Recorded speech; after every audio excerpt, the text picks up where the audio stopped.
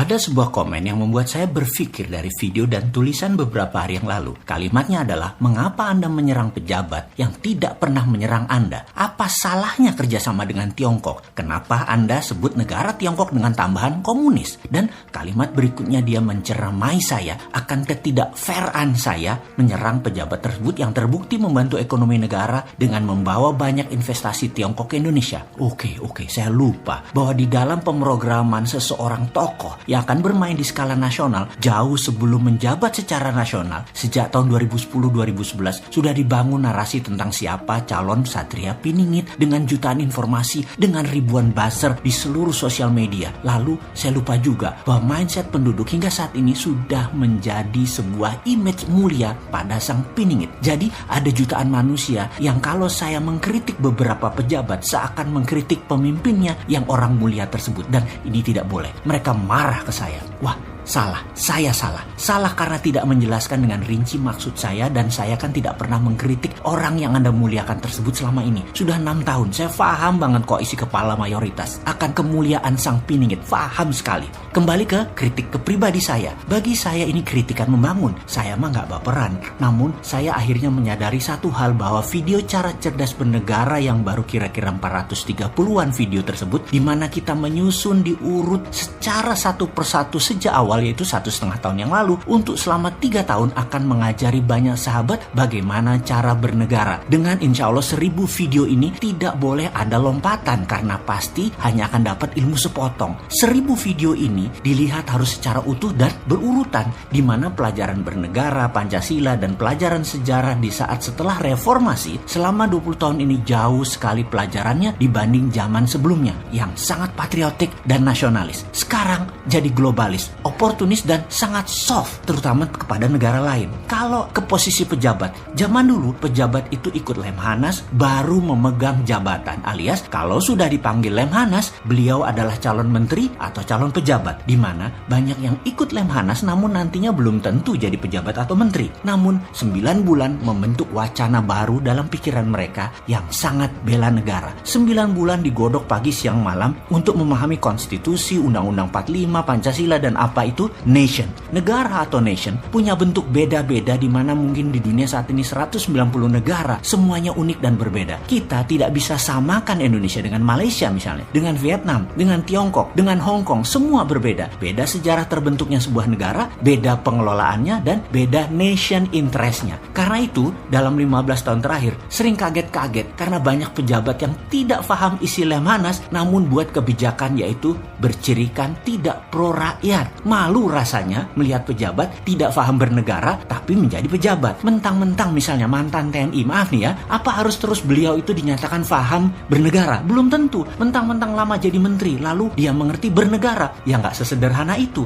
Mentang-mentang pengusaha sukses lalu ngerti bernegara, lebih belum tentu lagi. Apalagi orang-orang ini mau jadi presiden di 2024 lagi. Mereka tersebut apa mungkin layak jadi presiden gitu ya? Oke, kita lanjut. Sebagai orang lama di sebuah lembaga yang punya nomenklatur adalah melindungi segenap tumpah darah Indonesia, maka di ranah departemen ini saya sering urut dada kalau lihat pejabat buat keputusan atau kebijakan yang lucu. Ketika diingatkan kepada mereka bertanya balik, oh gitu ya? Atau saya tidak tahu tuh. Karena nggak ngerti bela negara, nggak ngerti pertahanan nasional, nggak punya pemahaman nation interest Indonesia mau kemana. Kalau buzzer, wajar kalau buzzer nggak paham bela negara. Mereka taunya bela yang bayar. Wajar nggak paham. Wajar rakyat banyak yang bingung karena banyaknya informasi buzzer dibandingkan berita asli, dibandingkan berita hoax, berita rekayasa yang beredar di masyarakat saat ini membuat rakyat bingung. Wajar banget, terutama kontribusi terbanyak adalah buzzer. Lalu pengetahuan banyak sahabat yang usianya di bawah 35 tahunan yang memang menjadi generasi digital dengan open source informasi merasa gak ada yang salah dengan K-pop, gak ada yang salah dengan drama Korea, gak ada yang salah dengan barongsai jalan-jalan di 400 kabupaten kota di Indonesia. Apa yang salah dengan hip hop? Apa yang salah dengan TikTok? Emangnya gitu ya? Jawabannya gak ada yang salah, tapi mungkin bisa dijadikan alat propaganda dan alat membalikan fakta atas sebuah kepentingan globalis atau negara superpower yang akan menguasai hajat hidup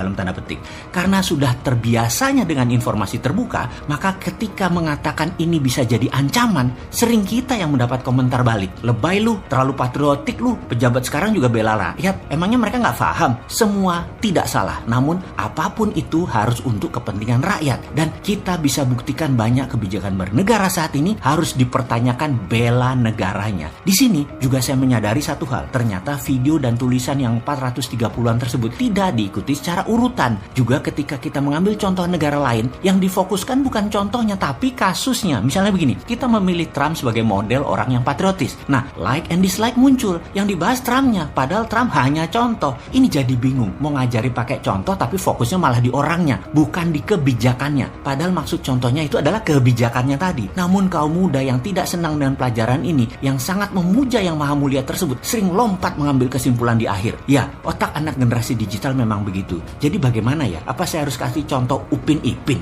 Ya enggak banget deh. Tapi memang itulah masalah terbesar dari sahabat muda yang memang tidak terbiasa baca buku tebal-tebal, berbahasa bukan bahasa ibu lagi, alias bahasa asing. Jangan harap buku tersebut, walaupun baru dengan tema geopolitik, geoekonomi, geostrategi dibaca. Saat ini, belas nggak pernah baca. Buku bisnis terbaru aja yang mereka butuhkan nggak baca, apalagi buku bernegara. Mana tahu Cina punya private army yang melindungi usaha mereka cross border di antar negara, di banyak negara, yang mana ini menjadi agent atau spy di negara kita tercinta. Dan sudah masuk ribuan orang kali, mana ada yang tahu. Walaupun bukunya beredar banyak dan mengingatkan hal itu, mana ada yang tahu ASEAN Waters adalah dunia maritim Asia yang selalu jadi incaran Tiongkok untuk dikuasai. Di mana wilayah yang terpenting itu adalah maritim Nusantara. Namun malah pejabat nasional membuka tangan lebar buat Tiongkok tanpa Indonesia untung 1 sen pun pada saat mereka menggunakan wilayah maritim Nusantara. Bahkan buku terbaru yang dipakai landasan tim Trump berargumen untuk usaha mereka memenangkan Pilpres 2020